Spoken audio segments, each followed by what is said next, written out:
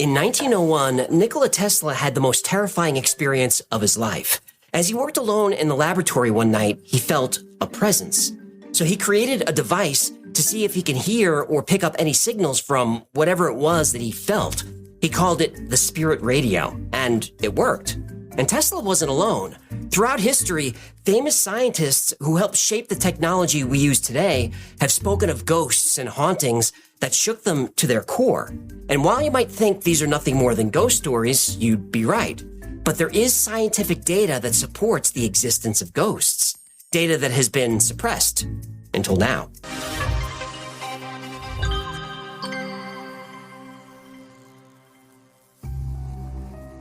Ghosts are generally thought of to be apparitions of the dead.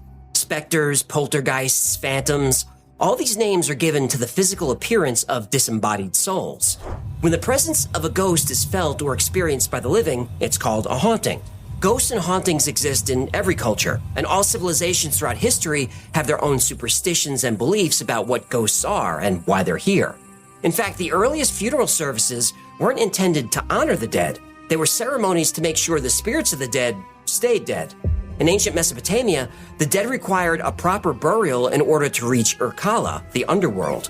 If the funeral wasn't followed correctly, or the family of the dead failed to conduct the proper mourning rituals, the gods would grant the dead permission to return to Earth and haunt the living. These ghosts were believed to haunt people and places just like we believe today. The ancient Mesopotamians believed that ghosts could enter a living person's body and bring them bad luck, illness, and even death. Almost everyone, regardless of faith or culture, has at least one creepy ghost story, something that happened to them or someone they know that involves ghosts. I got one. Of course you do. After I lost my job as a professor, me and a couple other guys started this business chasing ghosts around New York. Well, things got crazy, and ghosts were all over the place. And then the Sumerian god shows up, and they end up making sweet love to Sigourney Weaver. And Hang on. What? That's the plot of Ghostbusters. I know! Aykroyd stole that from me! I highly doubt that. Well, we'll see what you say after the lawsuit. Wait, what did you say about Sigourney Weaver? Oh, sure. Now you're interested, huh? You'll have to wait for my memoir like everybody else. One of the first recorded hauntings was by the author and statesman Pliny the Younger in the 1st century AD. Pliny the Younger is mostly remembered for his dramatic first-hand account of the Mount Vesuvius eruption in 79 AD.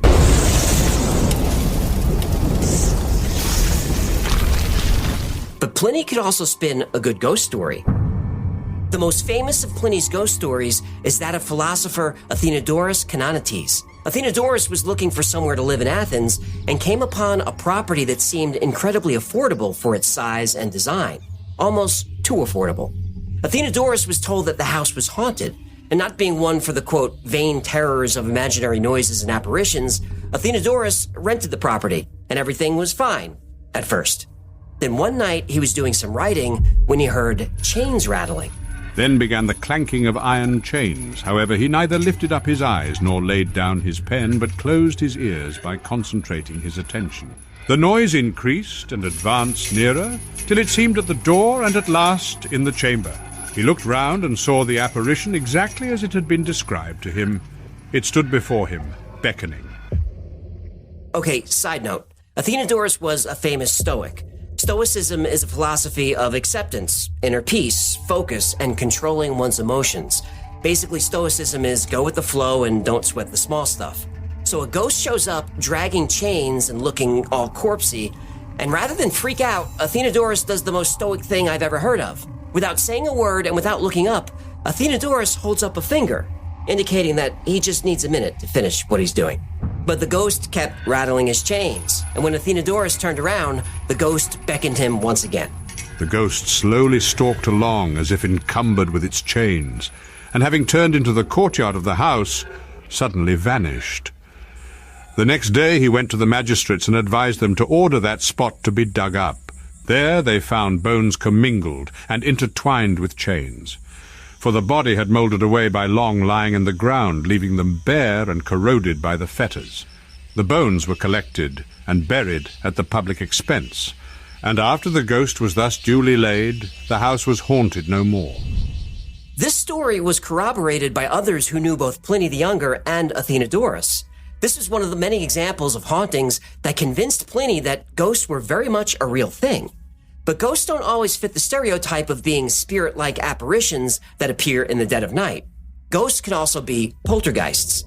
Poltergeists have been investigated as far back as 856 AD, when one tormented a family in Germany. Poltergeist in German means rumbling or noisy spirit. Unlike typical ghosts, which have limited interaction with the physical world, poltergeists cause physical disturbances. This one threw stones and started fires. Just another day in Portland, eh? No, this was Germany. Ah. But how many of these hauntings we hear about are real?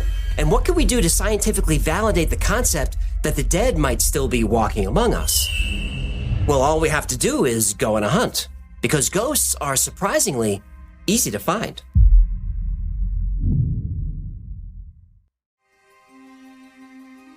Everyone has a ghost story, but how many people actually go looking for ghosts? Most people think of ghost hunting as a recent trend, something you see in cheesy reality TV. The hell? What's wrong? I just felt someone grab my ass. What? Like hard, Nick. Hard. I could feel like this on my butt. Haha, the ghost bro! Or even cheesier YouTube videos. Oh,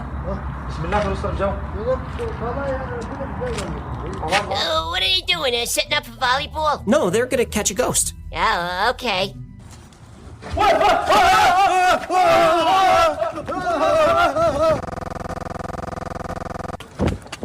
What the shit was that? But people have been trying to actively locate spirits and contact the dead for thousands of years. Just recently, a cave was found near Jerusalem with artifacts relating to Roman-era death magic tools used to contact lost relatives. Did they find any ancient Roman volleyball nets? Not that I'm aware of.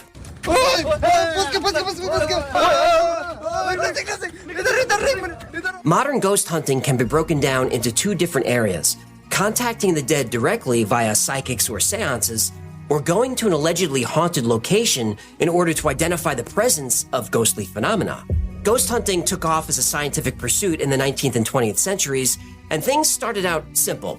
People would gather, look for disturbances, make observations, and try to identify whether there were ghosts in their homes.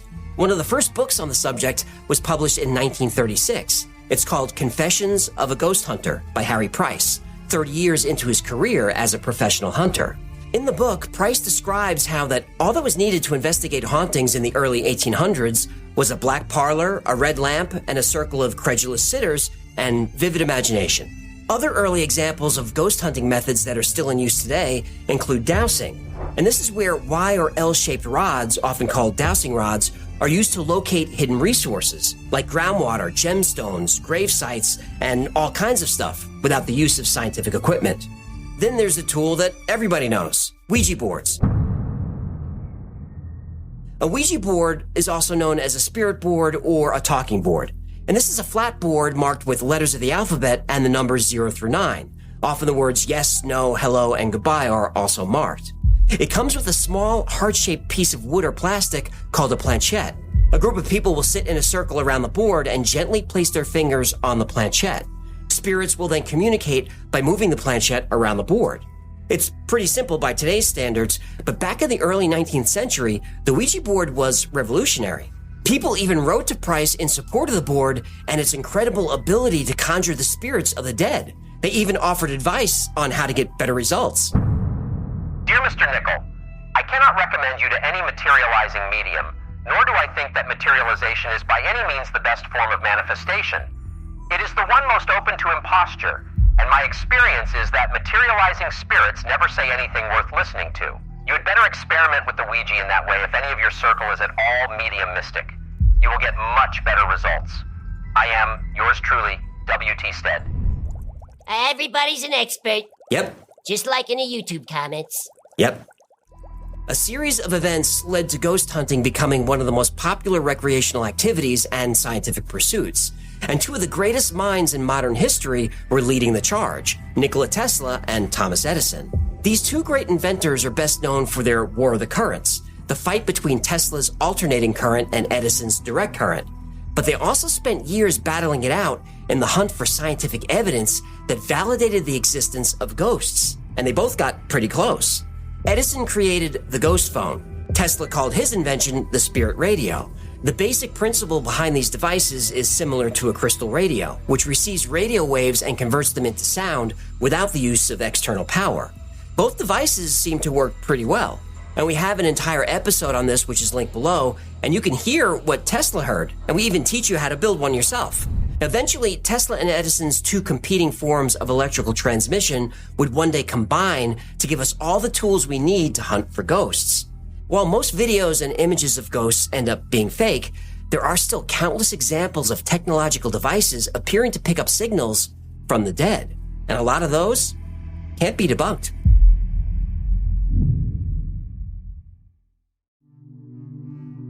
A process used in modern science to prove or disprove various theories is the collection of proxy data.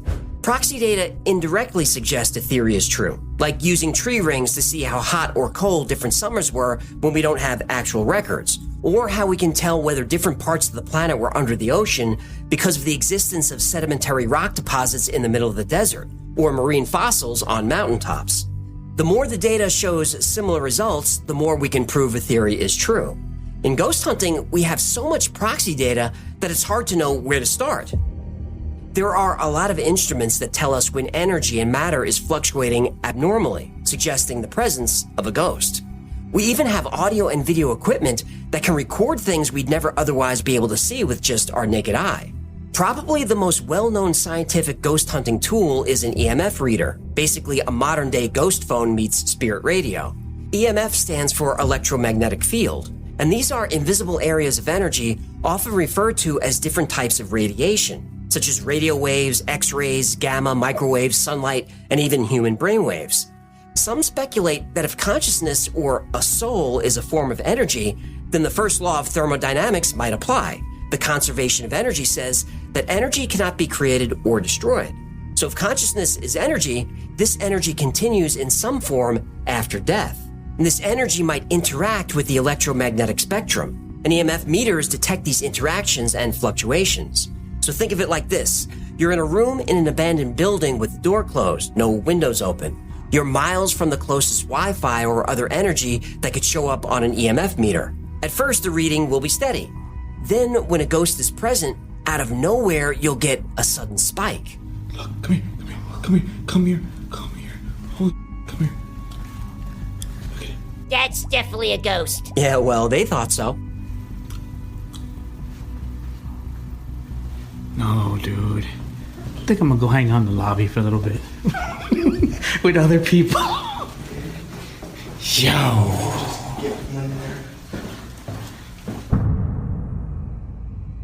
Ghost hunters believe that spirits can cause a shift in a magnetic field, causing EMF meters to pick up their frequency. The same goes for K2 meters, which also detect random spikes in electromagnetic energy that seem to come out of nowhere. And many of these types of devices can also pick up the sudden temperature drops that are so uniquely associated with hauntings. You know how you get a sudden shiver or out of nowhere you feel like you're being watched? Well, ghost hunters say that's a spirit walking through you. With most EMF meters, ghost hunters get two forms of proxy data: sudden unexplained changes in an electromagnetic field and isolated temperature changes. Another piece of ghost hunting equipment is an anemometer, which is commonly used by meteorologists to measure wind speed and pressure. In ghost hunting, you can use an anemometer to seek out sudden changes in airflow or detect cold spots. They're also helpful in cases where someone suspects a ghost is slamming doors or moving items around their homes. Ooh, like in Poltergeist? Exactly. Cross over, children! All are welcome! All welcome! Go into the light! No! You said don't go into the light! There is peace and serenity in the light. When you couple EMF readings with data from anemometers, ghost hunters can pinpoint tiny fluctuations in temperature and the electromagnetic field, which are then confirmed using infrared thermometers. If your EMF meter, your anemometer, and your laser thermometer are all telling you there's a ghost, well, it's kind of hard to argue otherwise. If it walks like a duck. Right. It talks like a duck. I got it. It's a duck. There's also something called a radiating electromagnetism pod. A REM pod is a small device with an antenna that creates its own electromagnetic field. It reacts when anything that conducts electricity gets anywhere near it. That's amazing. A REM pod has 5 different lights that indicate the strength of the disturbance. A REM pod is basically a modified theremin, which is an electronic musical instrument that's played without actually touching it. The musician manipulates the magnetic field around the instrument to change the sound.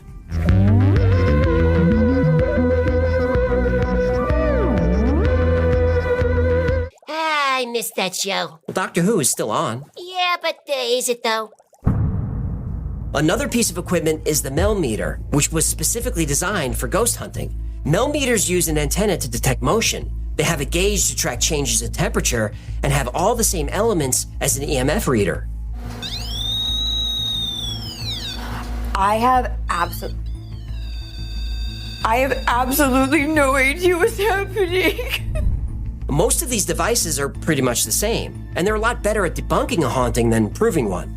But in many cases, the information provided by these devices is enough to lay the groundwork for ghost hunters to take their explorations a step further and gather video and audio evidence of specters. Because it's one thing to detect a ghost, but it's something else entirely when you actually see one.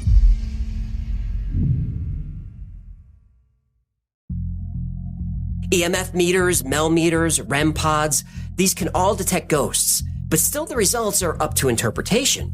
But if you see a ghost, there's nothing to interpret. Photographs of ghosts are pretty easy to come by in the digital age, but the best results will come from cameras specifically designed to photograph ghosts, full spectrum cameras. A full spectrum camera can pick up all forms of light, from infrared through ultraviolet. They're not that complicated to make. You can convert just about any camera into a full spectrum camera. All you have to do is remove the infrared cut filter and replace it with a piece of clear glass, which makes it sensitive to UV. And by the way, even though you can convert most cameras to full spectrum, don't try to convert your phone. You'll definitely break it.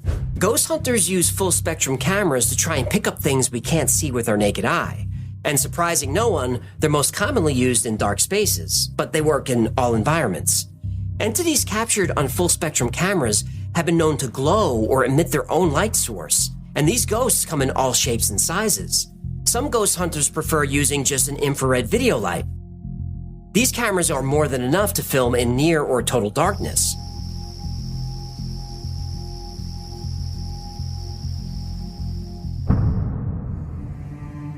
Or if you want to be really basic and find ghosts in dark environments, you can just use a black light. Ghost hunters will often use black lights to reveal hidden or hard-to-find evidence of ghosts or messages from our ancestors. A black light is a type of light bulb that emits ultraviolet light. This type of light is not visible to the human eye, but when it shines on certain materials, it can cause them to glow. Black lights are also excellent for revealing hoaxes. They can spot super-thin laser lights, fishing lines, even holograms, and other weird devices used when someone is staging a haunting.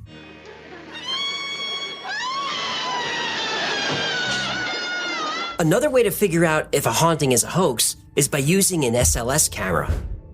SLS stands for Structured Light Sensor. These cameras send out thousands of tiny points of light to map out a room or other type of space, revealing things that aren't apparent to the naked eye. Ghost hunters use SLS cameras to identify apparitions that alter the way light flows through the space. But how do we know that these figures and shapes are really ghosts and not aliens or shadow people or something else entirely? Well, it's actually pretty simple. We can just ask them.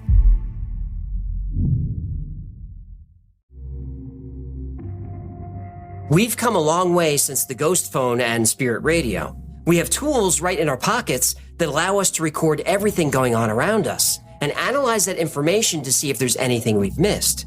There are many different types of audio devices that you can use in ghost hunting, and they all look for the same things: EVPs or ITCs.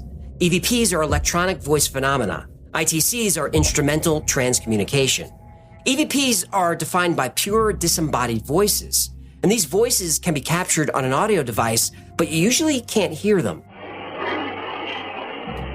Ghost hunters often have to analyze and break down the layers of sound at a later time to hear the messages. ITCs are a little more nuanced. Instead of recording a sound that needs to be analyzed later, an ITC happens when ghosts interact with radios and other mediums in real time.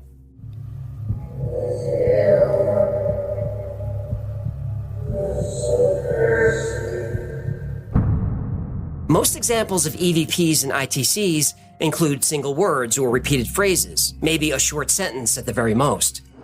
I'm not crazy. I'm not crazy.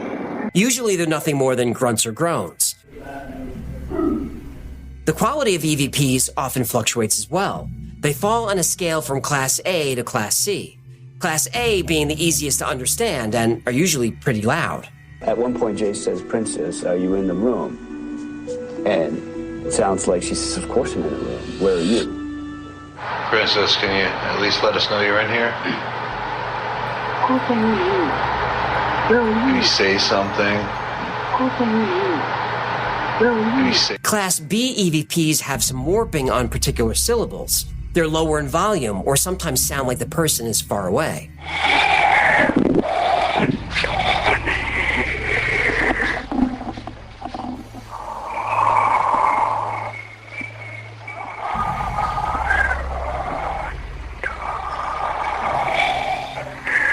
Class C EVPs are the hardest to understand or interpret. So if you know of anybody that did it, can you let us know, or can you move just a little piece of plaster? It doesn't hurt anything. It doesn't hurt anything. It doesn't hurt anything. When a message can't be clearly understood, some ghost hunters will turn to the Ovilus. The Ovilus is a device that contains a database of various words and syllables. It said it can detect and translate energy fields. People call it a speak and spell for the dead. It's weird, I just sent Aaron inside and it said abort, unholy chills. By picking up on certain fluctuations, the Ovilus works as a middleman between the world of the living and the world of the dead. When asked a question, pretty much any question, the Ovilus will respond. Do you know that we're gonna come inside? Do you know where this voice is coming from? Oh, wow. Thanks to all these scientific tools, the world of ghost hunting is abundant with proxy data, all of it adding up to validate the existence of ghosts. So ghosts are real, right?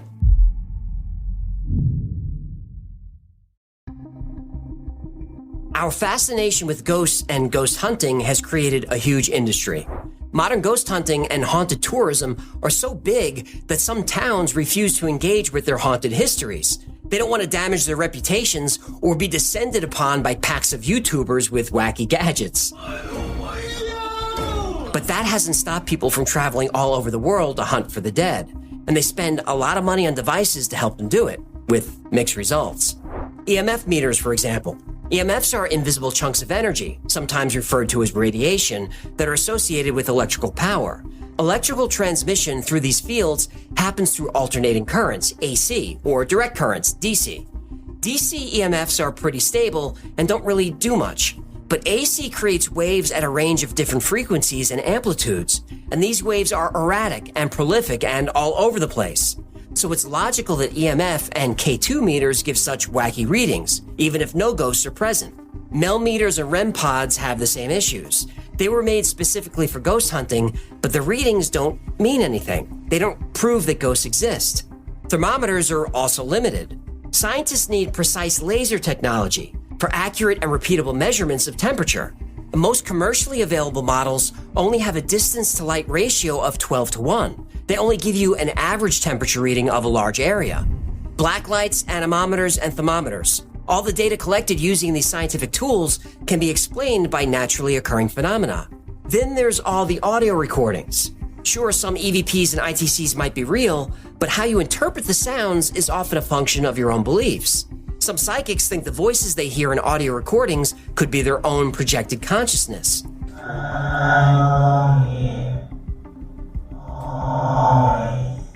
People of faith often believe they're hearing messages from angels or demons. But for the most part, EVPs and ITCs usually turn out to be nothing more than a hoax. This. I can't tell you how pleased I am. Welcome. Please come in. I can't tell you how pleased I am to see you. Can't tell you how pleased I am. How's this? Can't tell you how pleased I am. Can't tell you how pleased I am. Can't tell you how pleased I am. There are no accepted protocols for gathering audio from ghosts. Ghost hunters just kind of make it up as they go along. The same thing happens when recordings are analyzed. Investigators can easily manipulate the sounds.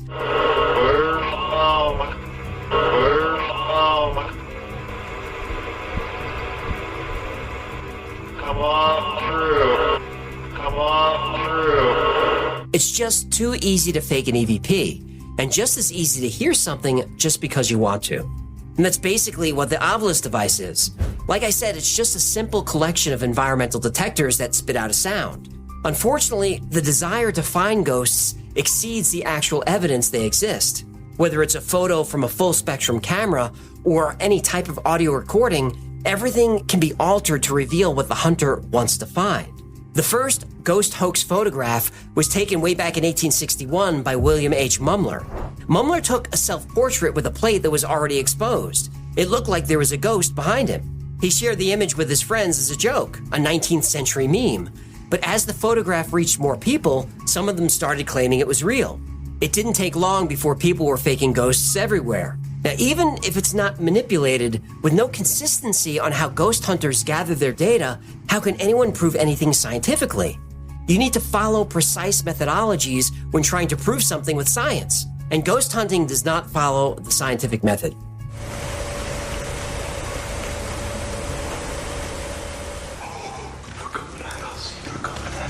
One of the few tools used in ghost hunting that does capture somewhat accurate data is the SLS camera. But even those types of cameras are famous for picking up all kinds of anomalies, and they're also highly prone to human error and manipulation. The scientific method requires long-term studies and measurable data.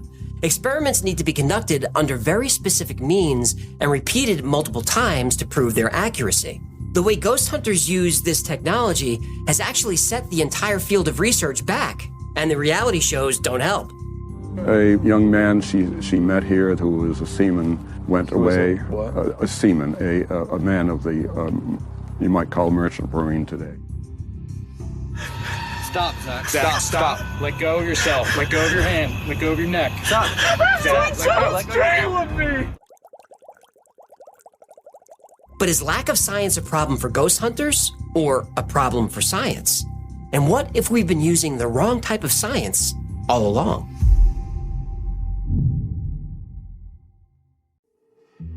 While none of the tools used by ghost hunters reveals any type of scientific evidence that ghosts exist, there's still one big thing they haven't done. They haven't proven that ghosts are not real. The human body is acutely attuned to its physical environment. Now, modern technology has dulled our instincts, but we still have them. We know when we're somewhere we're not supposed to be. We know when we're being watched. We know when we're not alone.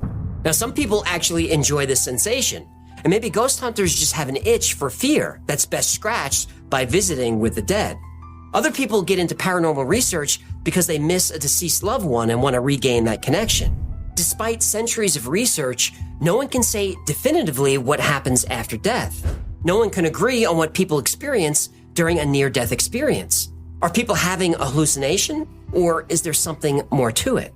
Ghost stories are one of the few things that unite all cultures around the world, now and through all of history. And that's an awful lot of proxy data. Near-death experiences are often described the same way, regardless of culture. Now, something this universal could be grounded in truth. And maybe the answers are out there, and we just haven't discovered the right technology to prove they exist. At least, not yet. The implications of discovering ghosts are far more profound than just figuring out what happens after death. If ghosts are real, everything we know changes. Even though modern ghost hunting is clouding the science, people are not going to stop believing in ghosts or stop looking for them. Believers and even non-believers seek a connection to people of the past. And this could be the recent past, like a loved one who just died, or could be the distant past where a ghost can help us fill gaps in history. And the need to prove the existence of ghosts is also closely coupled with our natural fear of death. Even if we overcome that fear, it's very uncomfortable to picture a world where we don't exist. So if ghosts are real, then the afterlife is real, and our consciousness or soul can live on. It's a comforting thought, and the foundation for almost all religions. But maybe it's better we don't know. If there was proof of an afterlife, it might cause people to behave badly in this life. Or worse, it might cause people who are in pain to want to leave this life early. Because if there's an afterlife to look forward to, not an afterlife based on faith, but an afterlife based on fact, then this life loses its value. So as long as there's no proof of life after death, we have to do the best we can for the short time we're here. We have to live in the present moment, because we never know when the present moment will be our last. I think having a fear of death is healthy. It's not pleasant, but it's healthy and normal. Fear of death is nothing to be ashamed of. That fear keeps you present. That fear keeps you safe.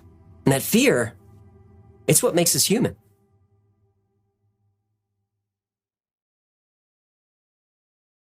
Thank you so much for hanging out with me today. My name is AJ, that's Ecclefish. There is peace and serenity in the light. This has been the Y-Files. If you had fun or learned anything, do us a favor, like, subscribe, comment, share. That stuff really helps the channel. And like every topic we cover here on the Y-Files, today's was recommended by you. So if there's a story you'd like to see or learn more about, go to theyfiles.com/tips. And if you need more Y-Files in your life, check out the Y-Files Discord. It's fun, it's free, and there are thousands of people on there 24 hours a day. And I think some people are on there literally 24 hours a day. Special thanks to our patrons who make this channel possible. You guys are the heart of the channel and the fuel that keeps this thing chugging along. And if you'd like to support the channel, consider becoming a member on Patreon or grabbing something from the Y-Files store. Oh, grab yourself a Hecklefish t-shirt or a Hecklefish coffee mug or one of these talking Hecklefish plushie stuffed animal talking fish dolls. And that's going to do it. Until next time, be safe, be kind, and know that you are appreciated.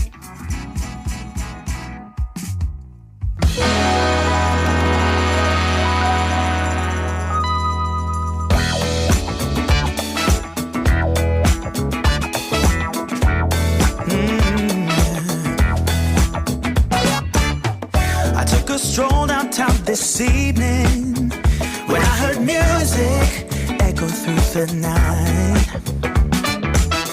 The same old songs that I heard the night before. So I started running so I wouldn't be too late.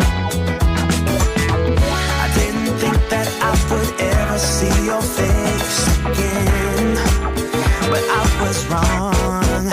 I can't believe we're dancing in the street.